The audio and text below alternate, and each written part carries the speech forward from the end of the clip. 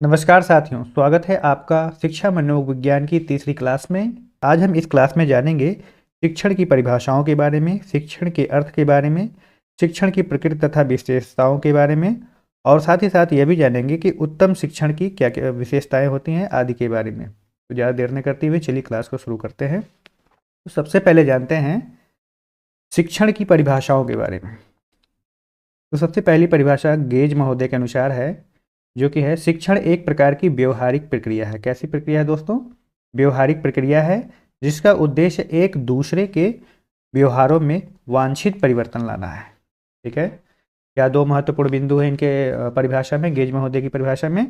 यह एक व्यवहारिक प्रक्रिया है ना? कैसी प्रक्रिया है? व्यवहारिक प्रक्रिया है। और साथ ही साथ व्यवहार में कैसे परिवर्तन लाने हैं? वांछित परिवर्तन लाने हैं, अर्थात जो हमारा उद्देश्य है उसके अनुरूप हम व्यक्ति के व्यवहार में परिवर्तन लाएंगे। ठीक है, इसी को इंग्लिश में देख लेते हैं। टीचिंग है ये। Teaching is an act of interpersonal influence aimed at changing the way in which another person can और विल बिहेव। ठीक है, जो बात यहाँ पे हिंदी में बताई गई है वही बात इंग्लिश में बताई गई है कि टीचिंग क्या है? एक एक्ट है इंटरपर्सनल इन्फ्लुएंस का, जो कि हिंदी में क्या कहा जाएगा? व्यवहारिक प्रक्रिया है जो एक दूसरे के व्यवहारों में वांछित परिवर्तन लाता है। ठीक है, चलिए आगे बढ़ते हैं। रायंस के अनुसार जानते हैं, दूसरे को सीखने के लिए निर्देश देने तथा सीखने के लिए अन्य प्रकार से उन्हें निर्देशित करना ही शिक्षण है ना? रायंस महोदय क्या कर रहे हैं कि सीखने के लिए किसी को निर्देश दिया जाए, है ना, या फिर सीखने के लिए अन्य प्रकार से उन्हें निर्देशित किया जाए, तो यही क्या है?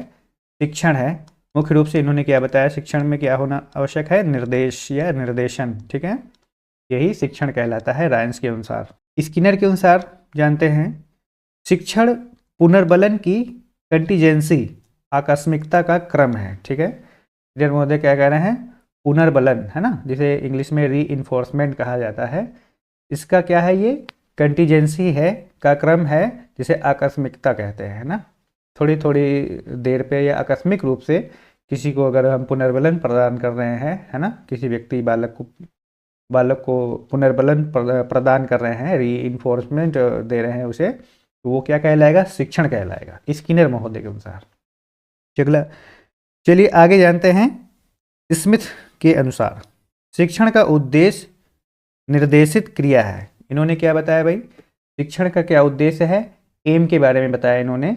ये वो क्या एम होता है, क्या उसका है? तो वो निर्देशित क्रिया है, एक ऐसी क्रिया जिसको निर्देशित किया जाए, है ना, जिसका कोई मार्ग बताया जाए और उस पर ही क्रिया हो तो उसे निर्देशित क्रिया कहा जाता है। ये सारी चीज़ें शिक्षण के अंतर्गत आती हैं। आगे जानते हैं एडमंड एमिडन के अनुसार शिक्षण एक अंतः क्रिया है। ठीक है, ये महत्वपूर्ण बिंदु है, इसलिए पहले से भी हाईलाइट किया था। क्या है ये? अंतः क्रिया है, जिसे इंटरपर्सनल भी कहते हैं इंग्लिश में, जिसमें मुख्य रूप से कक्षा वार्ता होती है। क्या होती है? कक्षा वार्ता होती है, जो शिक्षक व छात्रों के मध्य कुछ परिभाषित की जा सकने वाली क्रियाओं के माध्यम से घटित होती है ना। थोड़ा सा व्यापक बनाया इन्होंने परिभाषा को, और इसे क्या कहा? एक अंतः क्रिया कहा शिक्षण को, यानी टीचिंग को, जिसमें क्या होता है? मुख्य रूप से कक्षा वार्ता होती है और शिक्षक व छात्रों के मध्य कुछ परिभाषित की जाने वाली क्रियाओं के माध्यम से ये घटित होती है। ठीक है, चलिए आगे बढ़ते हैं। उम्मीद करता हूँ समझ में आ रहा होगा। आइए अब जानते हैं शिक्षण का अर्थ, द मीनिंग ऑफ टीचिंग। ठीक है, तो शिक्षण एक सामाजिक प्रक्रिया है। कैसी प्रक्रिया है? सामाजिक। ठीक है, सोशल प्रोसेस है। शिक्षण शब्द अंग्रेजी भाषा के टीचिंग शब्द से बना है, जिसका तात्पर्य है सिखाना। ठीक है, शिक्षण एक त्रिआयामी ट्राइपोलर प्रक्रिया है। ठीक है, ट्राइपोलर प्रोसेस है, जिसमें शिक्षक और छात्र पाठ्यक्रम के माध्यम से अपने स्वरूप को प्राप्त करते हैं। ठीक है, तो अब वर्तमान विचारधारा के अनुसार शिक्षण में, टीचिंग में तीन चीज़ों का होना अनिवार्य है। क्या क्या? एक तो आपका टीचर हो गया, है ना, शिक्षक हो गया, शिक्षक है, और शिक्षक है तो शिक्षार्थी भी होगा, है ना, शिक्षार्थी है स्टूडेंट या बालक। ठीक, और उसके बाद में फिर एक नई चीज़ आ गई है, क्या? पाठ्यक्रम, सिलेबस। यानी क्या सिखाया जाएगा, क्या पढ़ाया जाएगा। ठीक है, तो ये तीनों चीज़ों को मिला करके त्रिआयामी प्रक्रिया बोला जाता है, इसे ट्राइपोलर प्रोसेस कहा जाता है। ठीक है, चलिए आगे जानते हैं। अर्थात किसी विषय वस्तु को माध्यम बनाकर, ठीक है, किसको, विषय वस्तु को माध्यम बनाकर शिक्षक एवं शिक्षार्थी के बीच विचारों के आदान प्रदान या परस्पर अंतः प्रक्रिया को ही हम शिक्षण कहते हैं। ठीक है, कितनी अच्छी बात कही इन्होंने, किसी विषय वस्तु को, ठीक है, यानी कि पाठ्यक्रम सिलेबस को माध्यम बनाकर शिक्षक, ठीक है, शिक्षक एवं शिक्षार्थी के बीच विचारों के आदान प्रदान, है ना, किसका आदान प्रदान होगा, विचारों का आदान प्रदान होगा, या परस्पर अंतः क्रिया को ही हम क्या कहेंगे, शिक्षण कहेंगे, टीचिंग कहेंगे। उम्मीद करता हूँ यहाँ तक आपको पूरा समझ में आ गया है। इससे आपको क्लियरिफिकेशन मिल गया होगा, क्लियर हो गया होगा कि शिक्षण अर्थात टीचिंग क्या है। चलिए आगे जानते हैं। आइए अब जानते हैं शिक्षण की प्रकृति तथा विशेषताओं के बारे में। ठीक है, शिक्षण में क्या विशेषताएं पाई जाती हैं, शिक्षण की प्रकृति क्या होती है, इसके बारे में जानते हैं। पहला पॉइंट, शिक्षण एक जागृत प्रक्रिया है। ठीक है, शिक्षण जो है, टीचिंग जो है, कैसी प्रोसेस है, जागृत है, लाइव प्रोसेस है। अगर तारतम्यता बनी रहती है शिक्षार्थी और शिक्षक के बीच में, तभी यह शिक्षण संभव होता है। ठीक है, दोनों को चेतन होना बड़ा आवश्यक है टीचिंग के लिए। शिक्षक स्वउद्देश्य प्रक्रिया है। ठीक है, एमफुल प्रोसेस है। कैसा है, एमफुल प्रोसेस है टीचिंग। इसमें एक निश्चित उद्देश्य होता है और उसी उद्देश्य की प्राप्ति हेतु हमें सारी क्रियाएं करनी होती हैं, और जो भी प्रोसेस हम करेंगे वह शिक्षण के अंतर्गत आएगा। चलिए फिर अगले पॉइंट के बारे में जानते हैं। शिक्षण छात्रों को उत्सुक बनाए रखना है। शिक्षण छात्रों को उत्सुक बनाए रखना है। ठीक है, जिन बच्चों को पढ़ाया जा रहा है उनको जानने के लिए उनके अंदर उत्सुकता होनी चाहिए। ठीक है, जिज्ञासा होनी चाहिए, तभी वो बढ़िया से सीख पाएंगे, जल्दी सीख पाएंगे। अन्यथा उनको सीखने या सिखाने में बहुत ही समस्या का सामना करना पड़ेगा। अगला पॉइंट है, शिक्षण में दो प्रमुख तत्व हैं, एक शिक्षक और एक शिक्षार्थी। देखिए, दो तत्व तो अनिवार्य ही हैं, है ना, एक शिक्षक अनिवार्य है और एक शिक्षार्थी अनिवार्य है।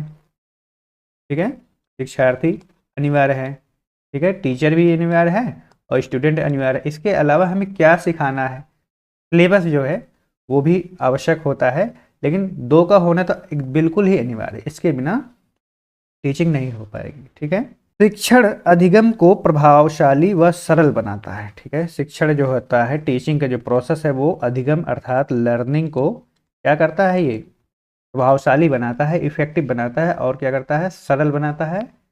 इसका अर्थ है कि सिंपल बनाता है। ठीक है, अधिगम जो लर्निंग का प्रोसेस है, जानते हैं ये कठिन प्रक्रिया है किसी को सिखाना कुछ भी, लेकिन ये जो टीचिंग का प्रोसेस है ये उसको आसान बनाता है और इफेक्टिव भी बनाता है। चलिए आगे जानते हैं। शिक्षण मनोवैज्ञानिक पद्धति पर आधारित होता है। ठीक है, जो टीचिंग का प्रोसेस होता है कैसा होता है, मनोवैज्ञानिक पद्धति पे आधारित होता है।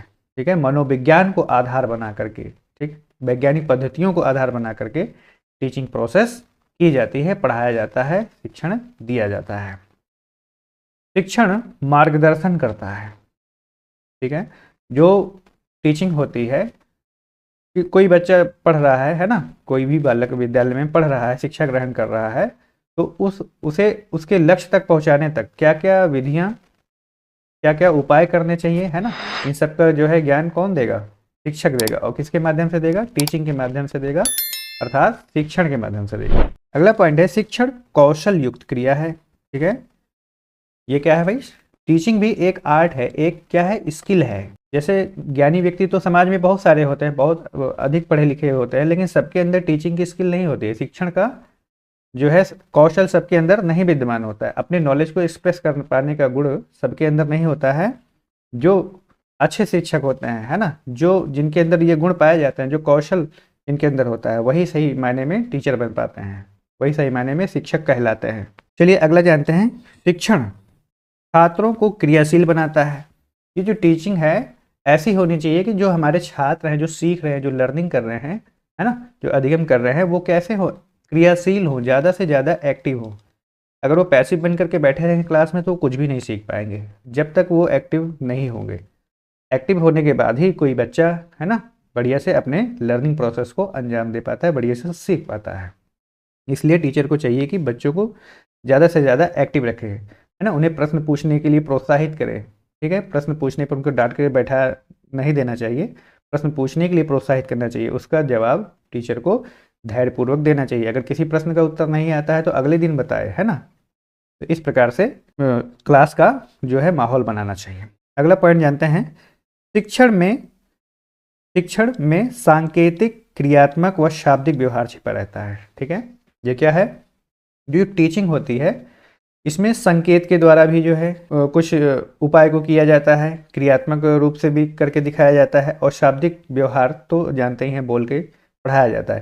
क्रियात्मक में क्या है, कोई एक्टिविटी करके भी जो है किसी बालक को सिखाया जाता है क्लास में। सांकेतिक क्या है कि किसी को संकेत मात्र दे दिया जाए और उससे वो सीखे, है ना, कुछ प्रतीक बना दिए, कुछ फार्मूले बना दिए, कोई चिन्ह ऐसा बता दिया, या कोई मॉडल पेपर ऐसा दिखा दिया जिससे बच्चा क्या है उस संकेतों को समझ करके अपनी लर्निंग को और अच्छा कर सके, आगे बढ़ा सके। ठीक है, आगे चलते हैं। शिक्षण अधिगम परिस्थितियों में संबंध स्थापित करता है। ठीक है, जो लर्निंग के लिए जो परिस्थितियां हैं, जो कंडीशंस हैं, उसमें क्या करते हैं, रिलेशन को स्थापित करता है क्या, शिक्षण, टीचिंग। ठीक है, अब जैसे इसमें क्या हो सकती है, कुछ गेम्स हो सकते हैं या कुछ ऐसे क्रियाकलाप हो सकते हैं क्लास में, है ना, जिसके जरिए, जिसकी सहायता से क्या किया जा सकता है, अधिगम को बढ़ावा दिया जा सकता है और टीचिंग को आगे बढ़ाया जा सकता है। चलिए आगे जानते हैं, उत्तम शिक्षण की विशेषताएं जानते हैं। चलिए लास्ट पॉइंट है ये, उत्तम शिक्षण की विशेषताएं क्या क्या होती हैं इसके बारे में जानते हैं। उत्तम शिक्षण की विशेषताएं, अच्छे शिक्षण में छात्र शिक्षक संबंध कैसे होते हैं, मधुर होते हैं। ठीक है, जो अच्छा टीचिंग क्लास होगा, जहाँ पे लर्निंग अच्छी होती है, वहाँ पे टीचर और स्टूडेंट के बीच में रिलेशन कैसा होता है, बहुत ही अच्छे होते हैं, मधुर होते हैं। अच्छे शिक्षण में लोकतांत्रिक भावना पाई जाती है। ठीक है, जो अच्छा शिक्षण होता है, लोकतांत्रिक भावना का अर्थ ये है कि समाज को देखते हुए, है ना, उसकी आवश्यकता को देखते हुए, बालक को देखते हुए उसको शिक्षण प्रदान करना और उसके ही हित के बारे में अधिक सोचना, है ना, बालक के हित के बारे में अधिक सोचना। किसी भी तरह का शिक्षक के ऊपर दबाव ना हो और ना ही जो है शिक्षक बालकों के ऊपर दबाव बनाए, ना ही जो है सिलेबस या पाठ्यक्रम बालकों के ऊपर थोपा जाए।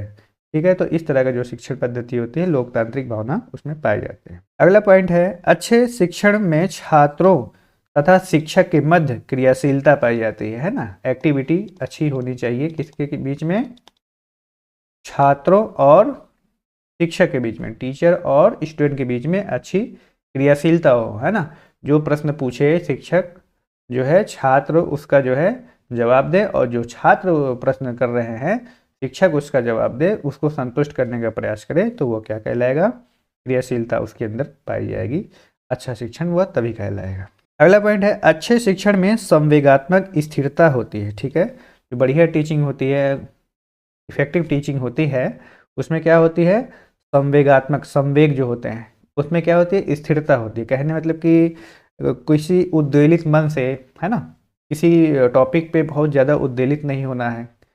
जैसे कि मतलब मान लीजिए कोई दुख भरे, कोई मतलब ट्रेजेडी की बातें बताई जा रही है, हिस्ट्री की, तो उसमें रोने धोने नहीं लगना है। ठीक है, या फिर कोई ऐसी चीज़ में उसमें कि बहुत ज़्यादा ठहाक लगे हंसना नहीं है, मतलब एक तरह की स्थिरता होनी चाहिए मन में कि उसको पढ़ना है एक सिलेबस की तरह, है ना, जिससे कि हमारे एम को बल मिले, मतलब हमारा एम पूरा हो सके। अगला पॉइंट है, अच्छा शिक्षण छात्रों को पूर्व ज्ञान से जोड़ता है। यहाँ पूर्ण हो गया है, यहाँ पे पूर्व होगा। ठीक है, जो बढ़िया इफेक्टिव लर्निंग होगी, इफेक्टिव टीचिंग होगी, वहाँ पे क्या होगा कि जो है छात्र जो हैं उनको ना उनके पूर्व ज्ञान से जोड़ा जाता है। जैसे कि मान लीजिए कक्षा 5 पास करके कोई बच्चा जो है कक्षा 6 में आया है, ठीक है, तो कुछ ऐसी चीज़ें होंगी उसकी मैथ में या साइंस में, किसी भी सब्जेक्ट में, कि जो कक्षा 5 से रिलेटेड होंगी। ऐसा ही होता है ना, लर्निंग करते हैं। तो जैसे आपने मान लीजिए गणित में कोई प्रश्न हल कर रहा है बच्चा, है ना, मान लीजिए दशमलव के गुणा भाग सीख रहा है, तो बिना दशमलव का नॉर्मल जो गुणा भाग है ना, उसके जोड़ घटाव आदि वो उसको आना चाहिए। अगर वो चीज़ें नहीं आ रही हैं तो वो दशमलव के गुणा भाग भिन्न आदि को नहीं हल कर पाएगा।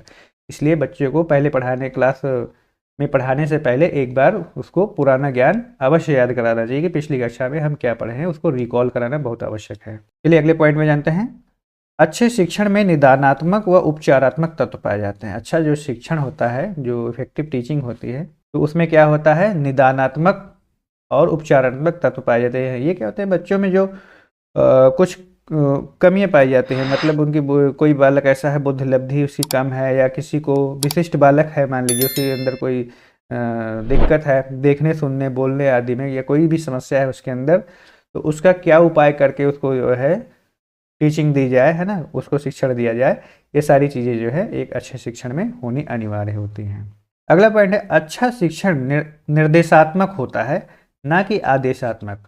जो एक बढ़िया टीचिंग होती है, उत्तम टीचिंग होती है, उसमें क्या होता है कि उसमें निर्देश दिए जाते हैं आपको, ना कि आदेश दिए जाते हैं, है ना। पुरानी पद्धतियों में क्या होता है कि एक सीधा आदेश दे दिया जाता था कि ये चीज़ आपको करनी है तो करनी है, अगर आप नहीं कर पाओगे तो आपको दंडित किया जाएगा।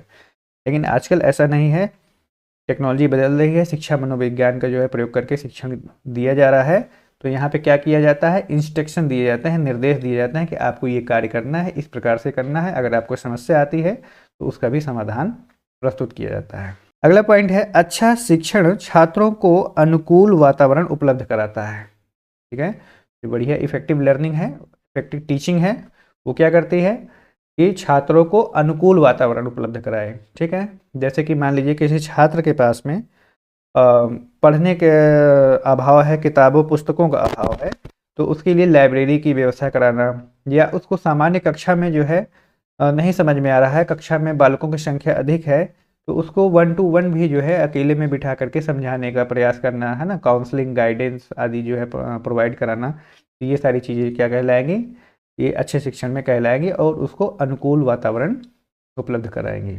अगला पॉइंट है, अच्छा शिक्षण दार्शनिक, निर्देशक तथा मित्र के कर्तव्य के रूप में कार्य करता है। ठीक है, बहुत अच्छा पॉइंट है ये भी, कि जो बढ़िया टीचिंग है, इफेक्टिव टीचिंग है, ये क्या करेगी कि दार्शनिक का इसमें गुण होगा, है ना, निर्देशक के गुण होंगे और मित्र की तरह कर्तव्य के रूप में कार्य करेंगे। ठीक है, दर्शन शास्त्र का प्रयोग करके, है ना, दार्शनिक दृष्टिकोण को रख करके जो है टीचिंग की जाएगी, और इसमें निर्देशन का कार्य होगा अधिक, और मित्र के रूप में एक अध्यापक जो है अपने विद्यार्थी को पढ़ाएगा। तो इस तरह की जो टीचिंग कहलाती है, क्या कहलाती है, उत्तम शिक्षण अर्थात इफेक्टिव टीचिंग कहलाती है। ठीक है, तो उम्मीद करता हूँ आपको यहाँ तक वीडियो पूरा समझ में आ गया है। अगर इस क्लास को लेकर के कोई भी आपको डाउट है तो कृपया आप पिछली क्लास को आप अवश्य एक बार देख लीजिएगा। पिछली क्लास के जितने भी वीडियो हैं उन सभी का जो है लिंक इसी वीडियो के डिस्क्रिप्शन बॉक्स में आपको मिल जाएगा। अगर आपने वीडियो को यहाँ तक देखा है तो दिल से आपको धन्यवाद। चैनल पे आप नए हैं तो कृपया चैनल को सब्सक्राइब करके बेल आइकन जरूर प्रेस कर लीजिएगा दोस्तों। और आप हमें सोशल मीडिया पे भी फॉलो कर सकते हैं, फेसबुक पे, इंस्टाग्राम पे, टेलीग्राम से आप इस वीडियो की सारी PDF आप लोग फ्री में डाउनलोड कर सकते हैं। मिलते हैं ऐसे ही एक अन्य वीडियो में, तब तक के लिए धन्यवाद। जय हिंद, वंदे मातरम।